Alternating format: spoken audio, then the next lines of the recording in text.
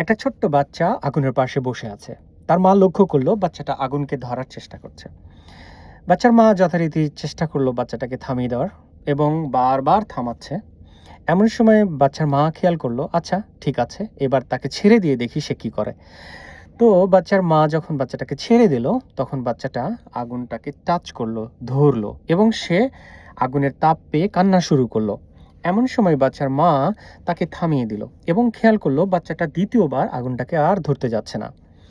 তো খেয়াল করে দেখুন, এখানে একটা দারুণ শিক্ষণীয় ব্যাপার আছে। ব্যাপারটা হচ্ছে এরকম যে মানুষ যখন সত্যি কোনো অভিজ্ঞতার মধ্যে দিয়ে যায় এবং ফেল করে, অনেক চ্যালেঞ্জের মধ্যে দিয়ে যায়, যখন কিনা তার একটা ভিশন থাকে, একটা টার্গেট থাকে অথবা কিছু অ্যাচিভ করতে চায়, যখন সে সত্যি এই অভিজ্ঞতা পায় ফেলারের মধ্য দিয়ে, চ্যালেঞ্জের মধ্য দিয়ে, তখন সে কিন্তু সত্যি একটা উপায় বের করে, যে উপায়টা তাকে বলে দেয় যে কিভাবে তুমি সাকসেস পাবে।